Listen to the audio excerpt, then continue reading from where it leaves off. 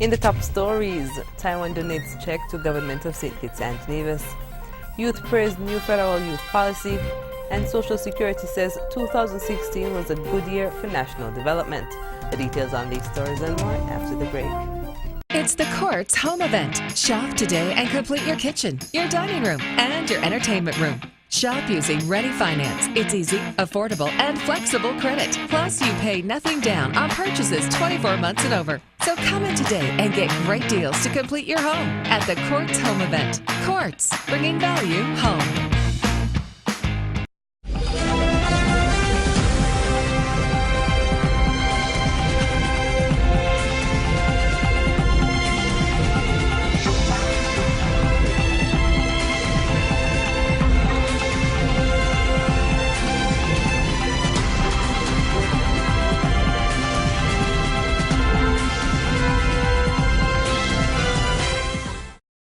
Hello and welcome to the ZIZ Channel 5 newscast. I'm Kyla Verage.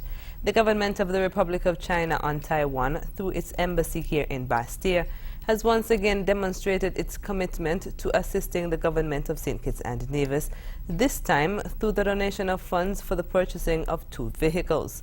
A brief handing over ceremony was held today, March 29, 2017, in the office of the Prime Minister at government headquarters.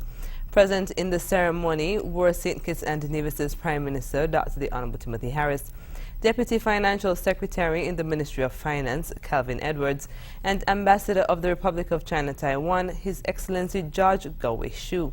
In accepting the donation, Prime Minister Harris said the funds will go towards the purchasing of a vehicle to be used by the Office of the Governor General and another for the use by the St. Kitts and Nevis government. Dr. Harris further stressed that Wednesday's presentation represents the continuation of our bilateral cooperation in areas of need identified by the government. Deepest appreciation extend to your government in Taipei that we value the bilateral cooperation, we value the strong and enduring friendship which we have had, unbroken since 1983. Thanks again for doing a wonderful job on behalf of your government, and certainly by conveying our wishes to your government in a clear way and in a convincing way. You are also advancing the cause not only of the bilateral cooperation, but the cause of the people of St. Kitts and Nevis. In response, Ambassador Shu said the Taiwanese government remains committed to working hand in hand with the local government. We can understand the government of the Republic of China on Taiwan would like very happily to cooperate with the government of the Federation of St. Kitts and Nevis and to promote the benefit of the peoples of the 2 countries, and the friendship between the 2 governments. Deputy Financial Secretary Calvin Edwards highlighted other areas of cooperation between Taiwan and St. Kitts and Nevis, including the National Heroes Park. We see you as one of our closest friends who have always been there for us. We know you donated recently to the National Heroes Park, and you continue to give adequate support to the security forces.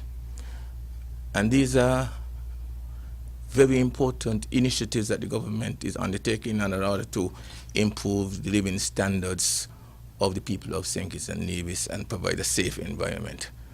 The Taiwanese ambassador also revealed that additional support will be given to the government of St. Kitts and Nevis in the health sector in April 2017. The idea of having a federal youth policy received accolades from a number of persons from the youth population, as they have thrown their support behind the document, noting that it is of paramount importance, especially to young people. Speaking at the final public consultation on the federal youth policy at St. Kitts Marriott Resort on Tuesday, March 28th, Azad Gums, president of the St. Kitts National Youth Parliament Association, SCANIPA, said that his organization strongly believes and supports the involvement of young people in nation building. We believe that young people should be actively involved in decision-making processes that affect us and affect our federation. We believe that young people should be protected as they are an invaluable asset to any country. We also believe that young people should be empowered and that they should be given the necessary guidance and tools needed to unlock their true potential. We view the youth policy as a tool to ensure that the aforesaid is carried out. It is for this reason that the National Youth Parliament Association of St. Kitts supports what is taking place today.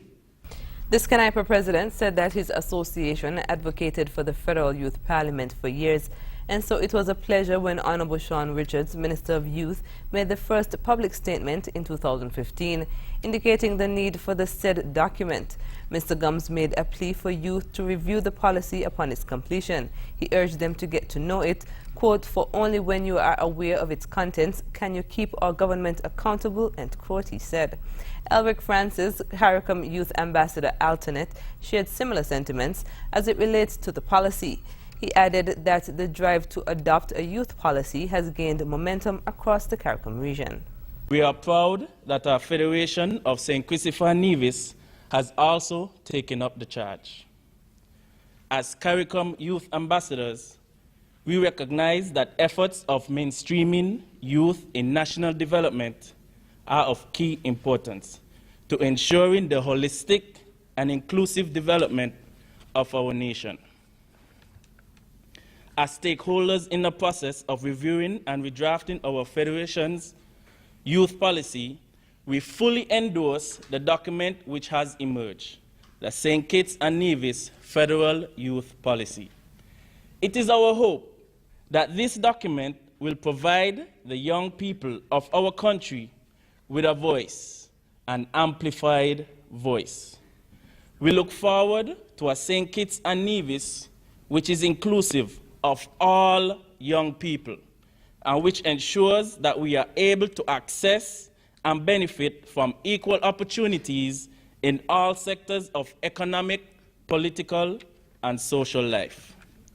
We believe that this policy is evidence-based and is the best possible tool to guide comprehensive youth-focused development, not only in our nation, but across our region as a whole.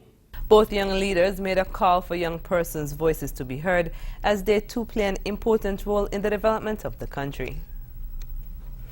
Figures from the St. Christopher and Nevis Social Security Board have indicated that in 2016, 24,539 jobs were undertaken, up from 24,308 in 2015, making 2016 the best year for job seekers. Responding to those figures, Prime Minister Dr. The Honorable Timothy Harris said it is further evidence that the Team Unity government is doing a good job, for which it should be commended. Speaking on Sugar City FM's The People's Voice radio program with host Ambassador His Excellency Michael Powell on Monday, March 27, Prime Minister Harris said the 2016 employment figures represent the largest number of jobs ever created in 1 year in the Federation.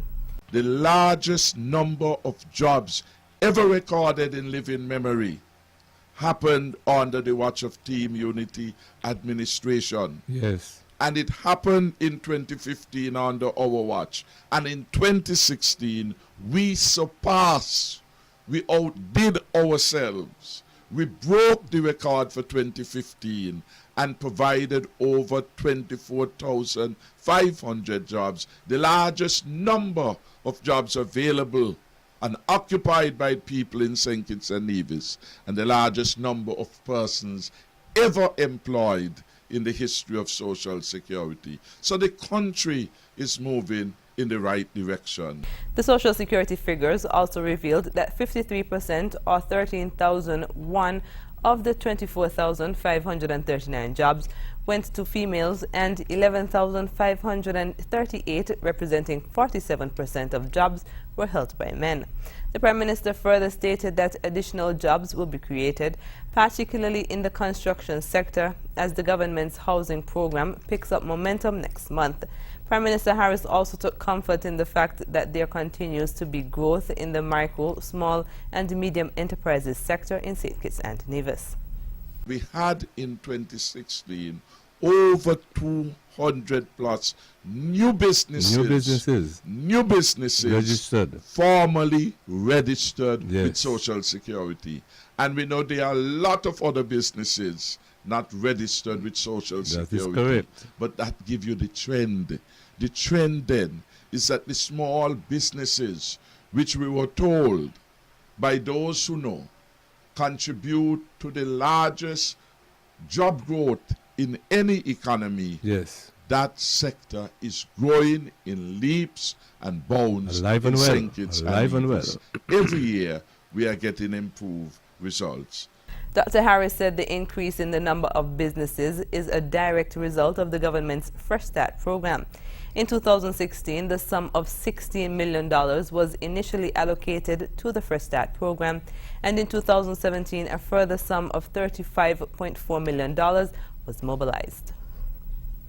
After the break, police investigating shooting incident in Newton Ground and man charged for stabbing death on the weekend. We'll tell you more when we come back.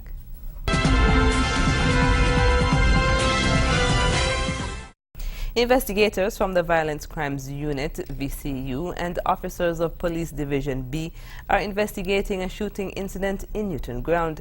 According to reports, the shooting occurred at about 9:20 p.m. on Tuesday, March 28th. The incident resulted in the death of Akeem Bryan, a male resident of Newton Ground. Initial investigations revealed that the victim was shot by an unknown assailant or assailants.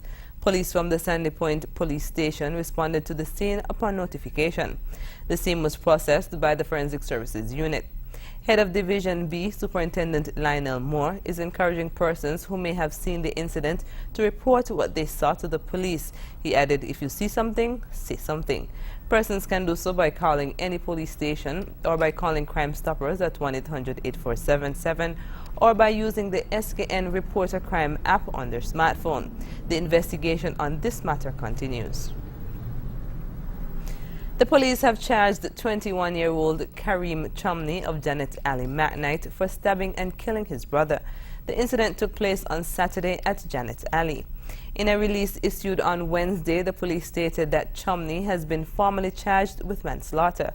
According to reports, at about 10 p.m. on Saturday, an altercation occurred between Chumney and the deceased, a 15-year-old male.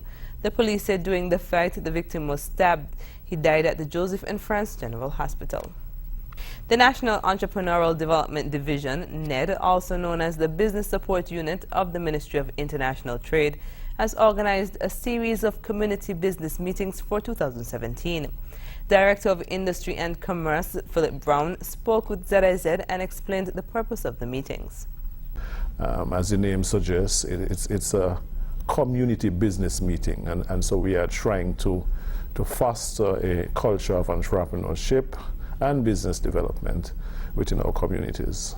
He said that a number of presentations will be given based on the entrepreneurs' needs. What we hope to do is to engage persons who, some may just have a business idea, who would want to move it from this stage of idea to actually executing a business, setting up a business. And of course, there would always be the need for some support in terms of how you go about doing that, the technical aspects of it, you know, how you source financing, you have to write a business plan, the number of things you're looking for. Brown went on to explain what persons can expect from the meetings. He briefly spoke about the format in which the presentations will take place during the meetings. The meetings, we would have presentations from various agencies. In this case, we would have presentations by, well, the National Entrepreneurial Development Division, and we would be telling you all about the technical aspects, the services that we provide there. We have the Social Security, who would be speaking to their self-employed coverage, which is critical for entrepreneurs and persons who don't have somebody else is paying a salary or wages for them. And we also have the financing agents. At this one, we are taking the development bank with us, who would explain their services, their financing services, etc. Brown also used the opportunity to invite persons in the St. Paul's community and surrounding areas to attend the information sharing session. The first in this series of interventions will take place at the St. Paul's Community Center on Thursday, March 30th at 6 p.m. Coming out, parents in Trinidad urged to take their children to school. The details when we come back.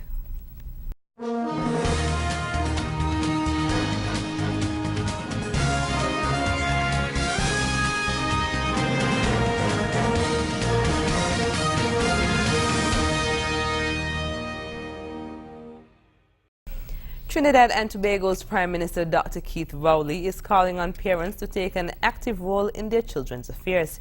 He's encouraging them not to just send their children to school, but to carry them. CNews' Ian Wason has the details. Prime Minister Dr. Keith Rowley urged the students to be the best they can be, and not just because they live in Laventille should they accept less than the best. The Prime Minister encouraged the students to make the sky the limit and promised there is enough money in the country to afford the children a proper education. Dr. Rowley then asked the students to carry a special message to their parents and guardians at home.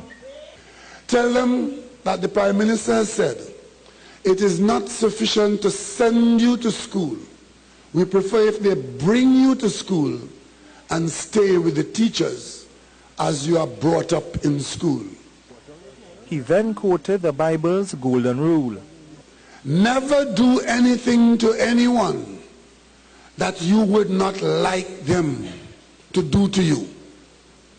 And by the same token, you do to them what you would like them to do to you. Before distributing special jerseys printed with the words, "I can be the change," the Prime Minister called on the students to not only wear them with pride, but to live up to the words printed. Let me hear you say that. So now, it took a little while, took a bit of encouragement at the ministry to get such a good, high-quality item. And I hope that it's going to last you for a long time, and I want you to wear it very often. Wear it, care it, wash it. Wear it again, but remember what's written on it. The Laventille Mover project is an undertaking of the Ministry of Education and will visit all the schools in the Laventille Mover communities. Ian Wason, CNews. Coming up, Newell Shanklin stops by to speak with us about an upcoming subcontractors job fair by Christoph Harbour. Stay tuned, Upfront is next.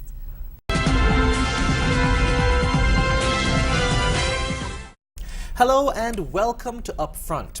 On Friday, the 7th of April, Christoph Harbour will be hosting a subcontractors job fair at the Newtown Community Centre. And with me in the studios tonight is Mr. Newell Shanklin. He's the Director of Construction at Christoph Harbour to tell us a bit more about the job fair and what will be happening at that event. Good evening, Mr. Shanklin. How are you? Good evening, Jason. So now tell me about this job fair. Why is it being held and what's it all about? So the job fair is I guess it's an idea to where we can bring general contractors, Christoph Harbour, and subcontractors from both St. Kitts and Nevis to a central area to where we can exchange contact information, I guess explain more about the types of work that's coming up at Christoph Harbour in the coming years, and then also meet subcontractors we might not know about on both islands.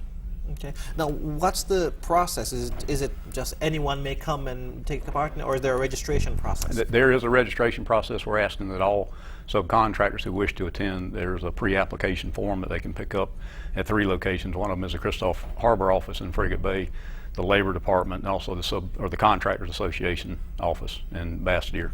And we're asking that the pre-applications be filled out and submitted to our office by April the 4th. But if for some reason a subcontractor is unable to do that, the pre-application forms can also be filled out on site the day of the subcontractor fair. Okay, but why host an actual job fair? I think it's just to get the message out. Historically, it's difficult for those of us in the construction industry to, visit job sites, on both islands, introduce ourselves, make contact with subcontractors and contractors that we might not know about. So I think it's more of a centralized place where we can exchange contact information to get to know some of these subs which we might not have ever heard about.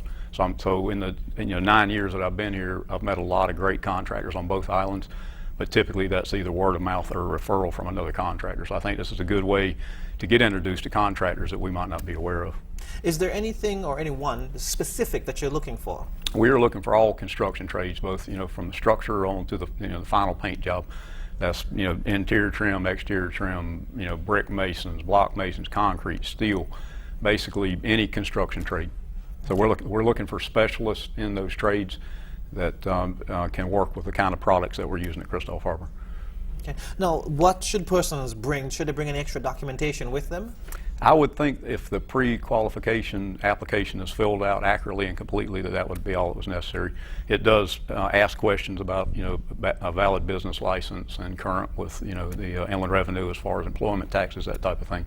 So we're looking to attract and engage professional subcontracting companies who are legal by the laws of St. Kitts and Nevis and meet the criteria. Okay, so now after the job fair is done, what's the next step? The next step, at the job fair, they'll be introduced to Christophe Harbor.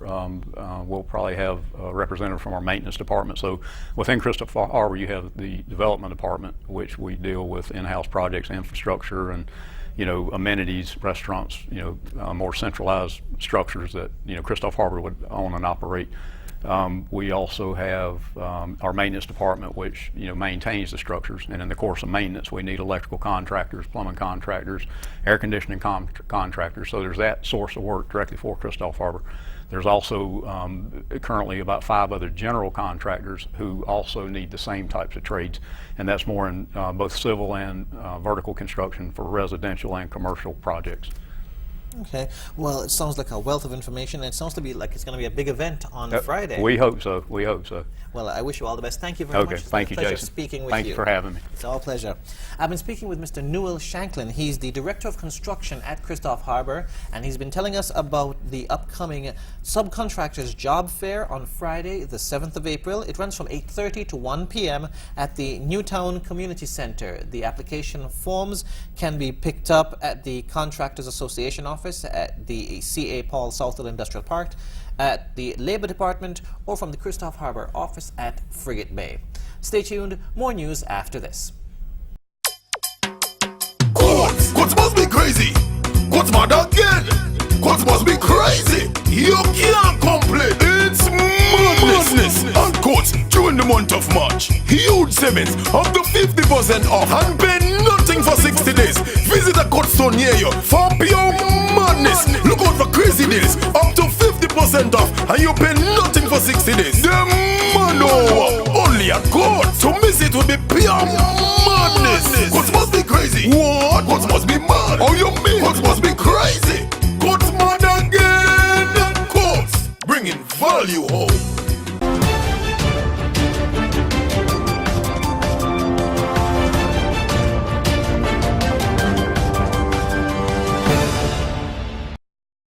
China has lodged a complaint over the death of one of its citizens killed in the French capital. French police shot dead a 54-year-old in his home on Sunday. His family, who witnessed the shooting, dispute the police account of the incident. The shooting has sparked 2 days of protest by the city's Chinese community. More in this report. It's been 2 days since Xiaoyou Liu was shot dead by police, and the Chinese community in Paris remains angry. Protesters spent a second night outside a police station in northeastern Paris, demanding more information about how and why he died. We want to ask the police, we want to know the situation, we want to know the detail. Xiaoyou Liu was at home with his family when plainclothes police arrived. They say they were responding to a domestic dispute. Police say Liu attacked them with scissors. His family say he didn't attack anyone and was shot without warning. The family is very traumatized, shocked by what they've gone through, because don't forget that his 2 daughters were sitting next to him when he was shot at close range, and the family is also shocked by the accounts given by the police force. Now the Chinese government has lodged a complaint. The Chinese embassy in France has sent officials to visit the family of the deceased and has offered assistance. The competent department in the Foreign Ministry today summoned the official in charge of the French embassy in China to make a complaint. We will continue to follow the development of this case together with our embassy in France and ensure the safety and legitimate right and interest of Chinese citizens and institutions in France. But frustration in Paris is evident. 35 people were arrested and 3 police injured during demonstrations on Monday night. France is home to about 2 million ethnic Chinese, more than any other country in Europe. Some complain they've been racially abused and that the police have done little or nothing to protect them. France's foreign ministry says the security of the Chinese community in France is a priority. It and the police have opened inquiries into Xiao Liu's death. Kate King, Al Jazeera.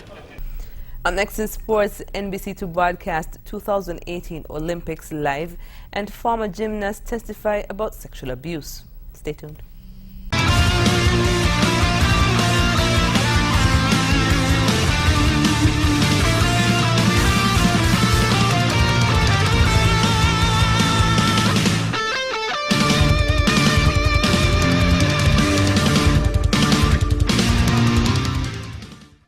Several former gymnasts have testified about the sexual abuse they say they suffered at the hands of their coaches and doctors. Here's more. Emotional testimony on Capitol Hill today about sexual abuse in USA Gymnastics. Now I know that I'm not alone. More than 100 women have come forward and shared stories that are shockingly similar to mine.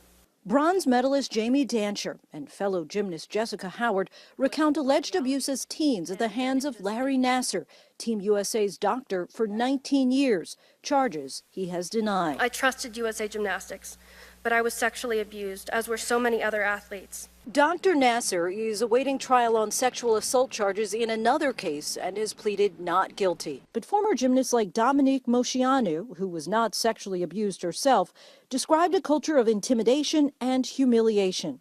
Everybody around us knew that abuses were going on, but they chose not to act because it became part of the cultural norm. USA Gymnastics did not send a witness, but instead this statement: "We are dealing with a serious problem, and we recommit ourselves to promoting a safe environment for our athletes." USA Gymnastics and the former gymnasts say they support a new bill which would make it mandatory to immediately report sexual abuse of amateur athletes to law enforcement. Jared Vanderbilt is a 6'8", 5-star point forward who will be taking his talents to the Kentucky Wildcats next year. He has had a steady stream of recruitment letters, phone calls, and visits from college coaches since he was 14. Here's more. 500,000 kids are playing high school basketball. 1% can expect to play Division I college ball. And then there are kids like Jared. A FIBA gold medal winner, future Kentucky Wildcat, and one of just 24 players selected for the 2017 McDonald's All-American game in Chicago. What's it kind of like knowing you're getting everybody's best every night? I mean, I like it. I love it. Got a target on my back. For them, that's just their Super Bowl. For me, I got to do that every game because everybody's coming at me like that. And that target isn't just for players. It's for coaches and colleges, too. Standing at a lean 6'8" with a 7-foot wingspan, Jared Vanderbilt's seen a steady stream of recruitment letters, phone calls, and visits from college coaches since he was 14. The first time I got a letter, I was super excited. It was crazy. I think it was like my 9th grade year. Yeah. So, and they just started piling up. They started piling up after that. You got like the shoe boxes. Yeah, I got shoe boxes. I was like, yeah. I moved from shoe boxes and then I started having trash bags. In at least one of those trash bags or shoe boxes is Jared's invitation to the McDonald's All-American game, arguably the most coveted high school basketball event of the year. Notable alumni include Magic Johnson, LeBron James, Shaquille O'Neal, and Michael Jordan. I mean, at first, I was just hooping because it was fun. You know, I liked it. It was cool. But then, sort of going to high school, when I started getting my letters, I was like, it's getting serious. So that's when I really, I really started getting serious with it, and it just took off from there. But as the lights get brighter for Jared, he still has his mind set on one thing. Really, I just want to be great. I mean, You know, I don't want to be a failure. I want to be the, you know, the best person I can be. And really just my parents, you know, especially my mom. She's my motivation. You know, I want to do it for her, you know what I'm saying? NBC will air the 2018 Olympics live on the West Coast. NBC's primetime coverage of the 2018 Winter Olympics in Pyeongchang, South Korea, will air live across the United States, including on the West Coast, a first time since the game became a major television attraction in the late 1960s. The president of NBC Olympics Production and Programming, Jim Bell, announced that West Coast viewers would be able to watch Olympic programming live.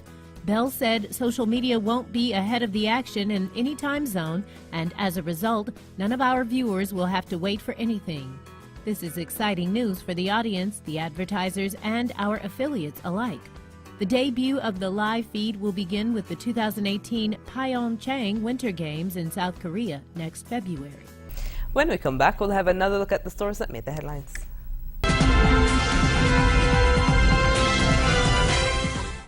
Recapping the top stories, Taiwan donates check to government of St. Kitts and Nevis. Youth praise new federal youth policy. And Social Security says 2016 was a good year for national development. And that's the end of the ZIZ Channel 5 newscast. Thank you for joining us. I'm Kyla Verge. Goodbye.